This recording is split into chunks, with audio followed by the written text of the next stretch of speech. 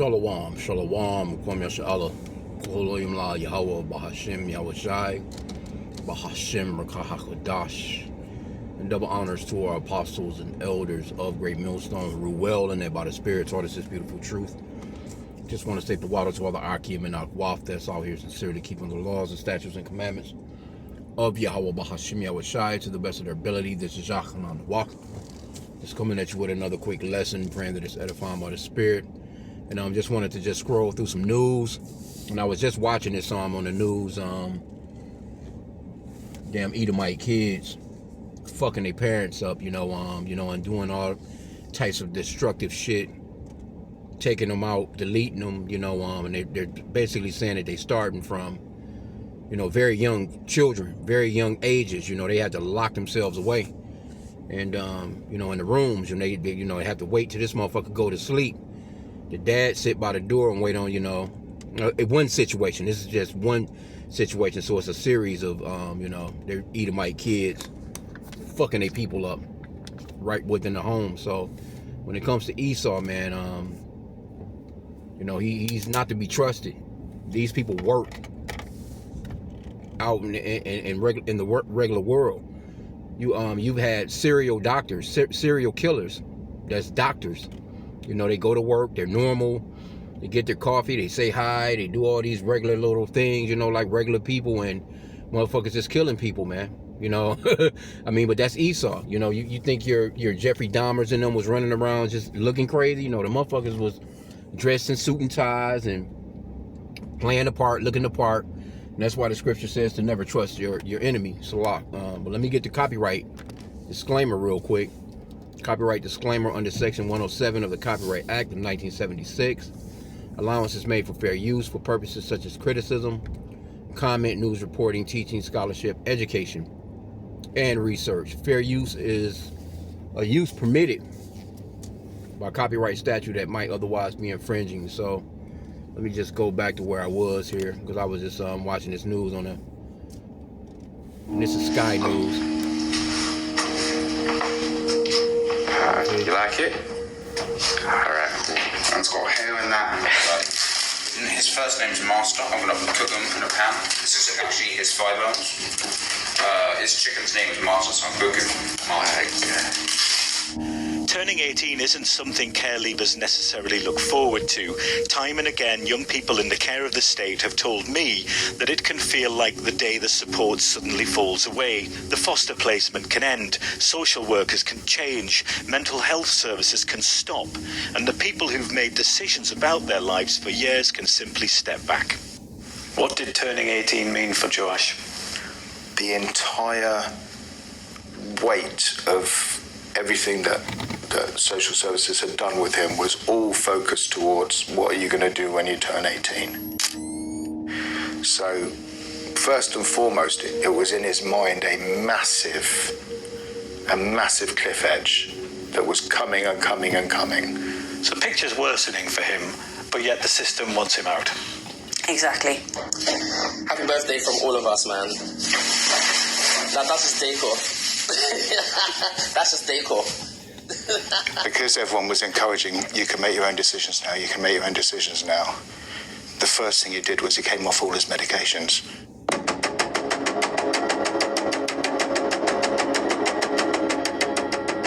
He'd been on some things, like Concerta for his ADHD. He'd been on that since he was about 5. Yeah. So he'd had a whole life of knowing how Concerta helped him with his ADHD. He was like, I want to decide for myself what I need and what I don't. So Josh's 18th birthday happened. He had planned to go bowling. So we all turn up and there's no Josh. He's been missing for 3 days. And he left all his medication behind. I was really angry and really scared because I thought, I don't think I'm going to see him again.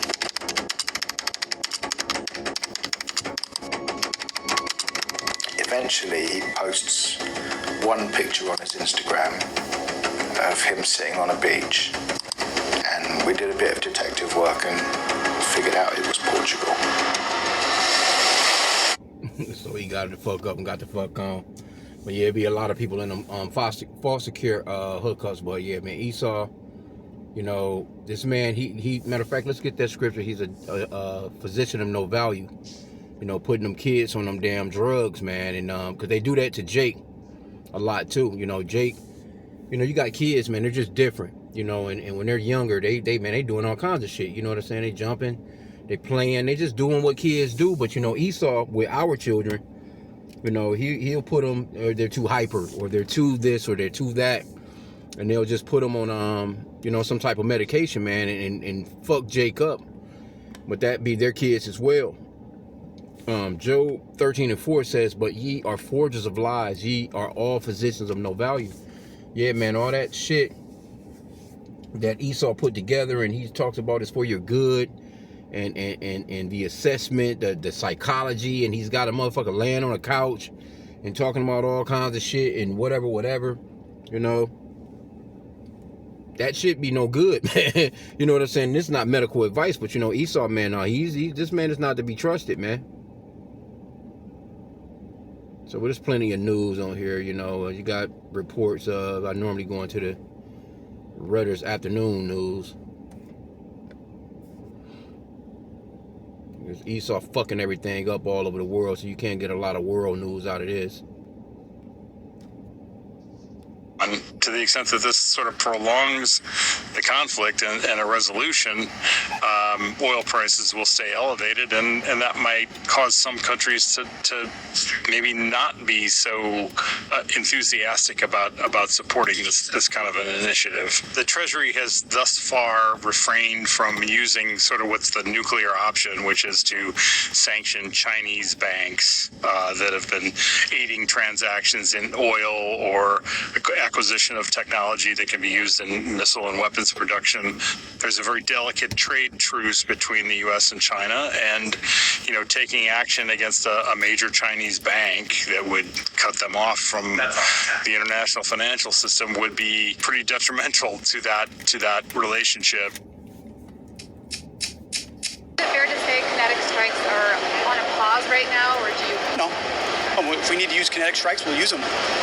If Iran is foolish enough to overplay their hand or mess with the American military, we'll do what we need to do. But economic pressure, we know, hurts them the most right now. But by no means are we foreclosing using kinetic strikes anywhere in the Strait of Hormuz or around Iran. Iran, clear choice, with only two paths before them: complete global isolation and a subsistence economy, or a path back to normalcy with an opportunity to rejoin the global economy. Today, we are launching Operation Economic Outcast to foreclose every other option available to the Iranian regime. Any entity that facilitates money laundering on behalf of Iran will be removed from the U.S. dollar system. The clock just started ticking. Let there be no ambiguity as to the position of the United States. An economic engagement of any kind with this murderous regime will expose those responsible to the full reach of American power. And to those who enable Tehran, do not discount the cost of testing Washington's resolve. No nation should expect to enjoy the rewards of our system while helping those who seek to destroy it. It is now a time for world leaders to make a decision between prosperity and isolation, peace and terror, America and Iran. Okay, so let's touch on that real quick, because what that's going to cause a lot of division. Because they were speaking of China, you know, talking about sanctioning China's banks, because, you know, China deal with Iran. Russia deals with Iran. It's a lot of countries that deal with Iran, you know. Now, Iran is talking about putting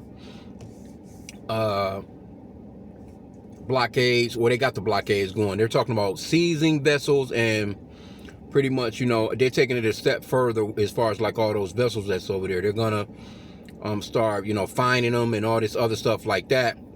And so really, you know, America is in no position to even be saying what this guy was even saying, because he's telling the world leaders, okay, all y'all make a choice. You're either down with us or you're not. And they're starting to see that America has used the dollar as a weapon, and that's the reason why you have the BRICS nations. That's the reason why you have Russia, China, Iran, South Africa, and a bunch of other countries that's involved with BRICS, because they're getting away from the weaponization of the dollar. See, they're tired of that shit, you know, where America is just able to just imagine you got a house. Of course, you live by yourself or whatever, and a motherfucker in another state is dictating how you live in your house. Oh no, you can't go in the kitchen. From another state, ain't got nothing to do with your shit. You bought it, it belongs to you, so to speak. This is your land, and you got another motherfucker from a whole another state, or a person across the street from you. He's trying to run and dictate your home. See, these nations, they're sick of that. And see, if they fuck with China like that, it's gonna definitely turn things up. The dollar is already falling, already, you know, is in a whirlspin of shithole. And that guy Besant, the guy that was just speaking, he done fucked up economies before. He's pretty, and I think that's the reason why they, you know, me speaking as a man, why they got this guy here, so he can fuck up the American economy and go ahead and take that dollar out of the way. Fuck that dollar up. Cause see, you see these people that's here, they're standing on these stages with these suits and ties on, and you Americans, you MAGAs, you believe in these people. They're not for your good. They're not for nobody's good. But anyway, let's get that scripture on division, because that's going to cause a lot of division amongst America's allies. Because look at what America's doing with Canada right now. You know, they've thrown extra tariffs on Canada. Canada is now doing some retaliatory shit. You know, Trump is talking about naming, what the fuck is that? He said this dude is out of his damn mind, bro. What is that? Gulf of Ontario to Gulf, some shit. He talking about changing names. Man, just this dude is all over the place, man. And people are sick of you Americans. They're sick of you Babylonians, man. They're sick of you fucking Egyptians. Even the Egyptians, you Americans are sick of America. Because no one's prospering. You know, everything is expensive as hell. Shit all fucked up. People can't pay their damn bills. This is Matthew 12:25. It says, and Yahushua knew their thoughts, and said unto them, every kingdom divided against itself is brought to desolation, and every city or house divided against itself shall not stand. And if Satan casts out Satan, he is divided against himself. How shall then his kingdom stand? Because when you go into Psalms chapter 83, these are all the nations that the Lord, these are the enemies. All these nations, they hate the Lord and they hate the children of Israel. You so-called blacks, Hispanics, and Native Americans. So they came together as a collective. They're confederate. Let's get it real quick. So, and that confederate is being broken apart now, and it's mainly because of these Edomites here in America. Scripture talks about how they'll be more stout than their fellow. So they use the fact that, okay, we're in control, our dollar run every damn thing. You know, you're gonna listen to what the fuck we say, or else. and these countries, they sick of that shit. The allies of America, they're sick of that shit. Because they can stop anybody money flow. America can freeze anybody bank account no matter where the fuck you are in the world. You can be on a damn remote island somewhere in America. Matter of fact, they doing that with the international court. The ones that, you know, they call Benjamin Netanyahu a Jew. They put out an arrest warrant for that motherfucker. Trump and them is sanctioning those people that run that court over, you know, the international court, the ICC, I think it's called, right? But these are the enemies of the Lord right here, and they're all together confederate. Let me just start from I'll just start from the top. Psalms 83:1. It says a song or a psalm of Asaph. Keep not thy silence, O Yahweh, hold not thy peace, and be not still, O Yahweh. For lo, thine enemies make a tumult, and they that hate thee have lifted up the head. They have taken crafty counsel against thy people, and consulted against thy hidden ones. The people and the hidden ones are you so-called blacks, Hispanics, and Native Americans. They're the ones that's really just want your ass to be done away with. They have said, come and let us cut them off from being a nation, that the name of Israel may be no more in remembrance. So that's the reason why, you know, they gave us all these different bywords. That's actually in Deuteronomy chapter 28 with the curses. those bywords of calling yourselves black, African American, Latinos, Dominicans, Haitians, Jamaicans. They're the ones that when they conquered, basically they colonized and gave you a flag and told you that you're this now. So our people are not calling themselves Israelites no more. But you know, right now we're awakening, so a lot of us are. Verse 5 is the point. For they have consulted together with one consent. They are confederate against thee. So they were all in one consent. They still are when it comes to keeping you so-called blacks, Hispanics, and Native Americans down and keeping you from knowing who you actually are. Now, Russia, a year or so back, 2 years back, broke ranks and showed all those black images of, you know, the Bible, you know, them from them 1,000-year-old vaults that they had over there. And you know, somebody probably told him to shut the fuck up with that. Don't let these niggas know that they are the original people. But anyway, verse 6, it says the tabernacles of Edom. That's the biblical name for the so-called white man. And the Ishmaelites, those are your so-called Arabs, mainly. Of Moab, that's China. You talking about fucking with their banks? You know, that's your top trading partner, so to speak, in the world. You know?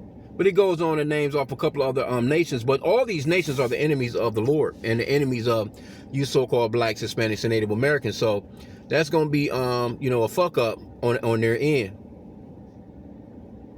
What the fuck is going on? I don't need all that. Let's go back to where we was. So, yeah, and I'm going to end out here in a sec. I just wanted to just touch on a few of these little news articles, man. It's so much we can bring out. It's a lot of shit, you know, that we can bring out. But Reuters, man, you know, they afternoon news, they kind of run shit down. They run down a few different things, you know what I'm saying, that you can get into. Let's see what she's talking about. Exposure to the food category via its stake in the entity it is creating with McCormick when it sells out. What are India's warning label plans and why is big food fighting back? In a country like India, when you pick up a Diet Coke can or you pick up a chocolate and you turn it around, on the back of the pack you would actually see an ingredients list and a small table with nutritional value of the product. There is no front of pack labeling that is mandated. Some other countries, however, you would see a red and a green symbol, which kind of the red denotes high sugar, high sodium, whereas the green denotes a product low in sugar. The food regulator and a lot of health experts in our countries believe that they would help consumers make more informed choices about the products they consume. What is Big Food's argument against such labels in India? Well, we reported that companies like Coca-Cola and others think that these labels would not really help consumers make informed choices. They think the labels are confusing, and what is really needed is actually for Indians to understand the concept of portion control, like how much they should be eating of a chocolate or a Coke, instead of kind of putting these labels on the front, which are going to confuse the consumer much more. How will this thing play out? It's a pretty difficult question. If you see in the last few years, what has happened is whenever the Indian government has... See, it says that over 450 million by 2050, which we praying this place don't last that long, could be obese in India. Because, you know, they generally have some okay, decent food, you know, because I try and buy rice or whatever from them, you know, as far as like looking at labels. And see, these Edomites, they don't want you looking at no labels. They don't want, if it was up to them, they wouldn't have nothing on the back at all. They wouldn't have no ingredients on the back. They wouldn't have no, you know, and a lot of that shit, and ain't no telling, we can't even say that any of the ingredients that they do print on the packaging is accurate, because Esau's a damn devil. And that goes again into, let me get this, that bread, eating that bread defile amongst the Gentiles, man. Let me see, what's that, Ezekiel? I think it's Ezekiel 4. Yeah, man, Esau's a damn demon, man. Because it's even as heathenistic as those people are, they do have better foods. A lot of those, it's only really America. You know, some damn Coca-Cola and some Pepsi. I'm surprised them motherfuckers are still in business, man, with the way... It's just too... It's crazy that they're still in business, man, in this day and time, in 2026, with, you know, the health kick that people are into. And that's the reason why they fucking with all the foods now, too. People are too damn healthy, or trying to be more healthier. They don't want that. They don't like that. These motherfuckers like to keep you into a hospital, a doctor trying to keep your ass pumped with some pills. Because I was just looking at Redacted show just a little while ago, and they was talking about the new FLU shot by Moderna. You know who I'm talking about. One of the ones that was, that they rejected really pretty much with the COV19 shot. They was talking about how that shit accelerates aging. You got these old ass people, they in their 60s or 70s or already, and you got them getting the. That's because they want to knock your ass off. They don't want you on this planet, man. They trying to. They definitely on some that POP elation. Hey, control, man. They want to control who's on this damn planet. They trying to delete a bunch of motherfuckers. Ezekiel 4:13 it says, and the Lord said, even thus shall the children of Israel eat their defiled bread among the Gentiles, whether I will drive them. So you got Jakes. It's Israelites all over there in India. It's Israelites everywhere. North, south, east, and west of the globe. It's Israelites, man. And everywhere that we are, we're eating fucked up food, defiled bread, man. This guy Trump talking about these 300 tons of ground beef he's supposed to be getting from somewhere that he's not disclosing. He's not saying. I'm not even sure if he actually said where it's coming from yet, but we know that they've been slaughtering up a lot of wild horses, and what they're labeling as ground beef could actually be ground horse, man. You ain't supposed to eat no goddamn horse, but this man is a damn demon. He doesn't care. Because the lady that was in the Redacted video, she was saying that when it came to the COV19 hookup, she was like, I can't even go into it, man. But they said shedding, how like animals shed, dogs shed hair, and because people even shed skin, it's not so visible like that, but they do. But shedding, they was calling it like shedding. So people that took those jump shots, roll their sleeves up, and they're just breathing, shedding, and all this other shit, and you didn't even take the goddamn shot, and the shit is in your system. So these people, man, they gotta go, man. Well, let's see what else is in here, and we'll end on now, man. I was just about to hit the gym, and I wanted to just hit the record button beforehand. The US economy keeps shrugging off the bad news, but for how much longer? It's been a turbulent few weeks for the US economy. Bond markets have been rocked, diesel prices have hit all-time highs, and US national debt has just crossed the $40 trillion mark. And yet, the US economy keeps going, weathering shock after shock, and proving remarkably difficult to knock off course. Well, Paul Hollingsworth is head of developed markets economics at BNP Paribas. So, Paul, the flash August PMIs paint a pretty upbeat picture. US businesses reported the fastest output growth in more than 4 years.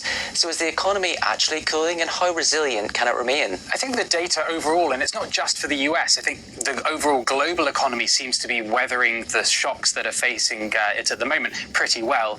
And if you like, it seems counterintuitive. We have high energy prices, interest rates have been rising, long end yields in particular, and uncertainty remains quite high. So there is a lot of headwinds to global activity, but it's still resilient. And I think one of the key aspects here is that you have a number of structural growth tailwinds, in particular coming from higher defense spending. That's particularly the case in Europe. And when we come to the US, it's about this AI build out as well that is having large effects, both in terms of wealth effects, but also the investment that is needed for this build out. Well, we do get the latest US inflation numbers on Wednesday with core. Okay, you get it, man. I'm gonna end out because you saw with that thick clay, man. He's talking about the military industrial. Yeah, of course they making fucking money because that's all the fuck they spending money on. Military missiles and tanks and whatever the fuck else, man. And see, it's all leading up to the wars of wars, man. That third world's war. And this economy is through. People just don't realize it yet, or some people they do. There's some economists that's been warning for quite some times, but your regular news, they're not going to tell you, man, this place is crashing. They're going to let you people continue on going to work. It's like that Tyson shit. Tyson packaging plant that fired all those people the same damn day. They came to work. They could have told those people 2 weeks ago. They could have told them, gave them an advance notice. They let all those people come to work and handed their asses a piece of paper and said, hey, you're going home. It's a done deal. We closing down the plant. And that's how Esau is doing right now with this economy. He's not telling people like, hey, look, man, it's a done deal. It's a wrap, man. Plan for this or do that. And you just got people just going on about their day. They can't wait to the weekend to go and do what they're going to do and all this other shit. Man, this place is through. And we continue, I say all the time, continue on praying for the downfall of Esau's kingdom, man. And it's happening. This place is done, man. Let's see, it was that one, Slovakia.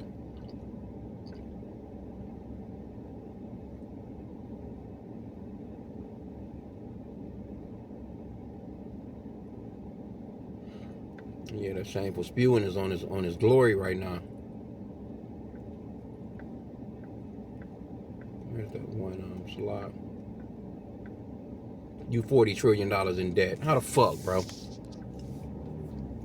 It's people with, regular, just at their house that run a better budget than that, man. You know what I'm saying? Like, how the fuck you got the so-called smartest men in the world, and you got how you and you never, and the debt is never going down. Out of all the lifetime that I've been living, it has always just been rising. You've never cut into that debt, so you know it's never going to be cut into. It's just going to continue to rise. The shit was at $38 trillion before Trump came back in for the second term. Now he's there not even 2 years, and he done added $2 trillion to that shit. Matter of fact, over $2 trillion. And the shit is like $100,000 per second. Each second that counts off the clock, that's $100,000 basically in interest. That's a lot of fucking money, bro. Every day that motherfucker is in the billions just the interest. You're not even paying. Come on, bro. You know this place is through. You know this place is through. And we pray for it to continue to fall, man. We're not praying, for God bless America. That mother's already there. Habakkuk 2:6, shall not all these take up a parable against him, and a taunting proverb against him, and say, woe to him that increaseth that which is not his. How long? And to him that laden himself with thick clay. That thick clay is going up into all this goddamn debt. How long? Matter of fact, let's go into it. Let's go into it a little bit more. Verse 7. It says, shall they not rise up suddenly that shall bite thee, and awake that shall vex thee, and thou shalt be for booties unto them? Because thou hast spoiled many nations. And that's what that guy was Besset was talking about, as far as fucking with China, fucking with Iran, anybody that's doing business or any side hustles or any underhand or any, you know what I'm saying? He like, if we find out you're doing any business with them and on any level, we're going to sanction your ass. But it says again, verse 8, because thou hast spoiled many nations, all the remnant of the people shall spoil thee, because of men's blood and for the violence of the land, of the city, and of all that dwell therein. Woe to him that coveteth an evil covetousness to his house. And that's you Edomites, man. That he may set his nest on high, that he may be delivered from the power of evil. Thou hast consulted shame to thy house by cutting off many people, and hast sinned against thy soul. And yeah, these Edomites, man, these Egyptians about to get ready to rock out too. That's why we say to pray to Yahweh about Shem Yahushai, man, and not get caught up in the bullshit out here. Fuck all that voting shit. You're running out here trying to vote for these fucking Edomites. The Lord has set a measurement for these people to not go no further. These people are at their end. You so-called blacks, Hispanics, and Native Americans that's going out here to vote for these fucking people, man, that shit is not going to help, because the Lord has already ordained for this place to be destroyed. These Egyptians are about to get at the Egyptians next, man, because it's that time. People are aggravated. People are stressed. Things are not going well for them anymore. People trying to pay bills, man. You got a lot of people they're losing their food stamps, losing their housing, losing their Section 8, losing all the, you know, the Medicaid, Medicare, and then the ones that still have it, the prices have gone up on all that stuff, man. So, you know, they're gonna eventually lose in the end.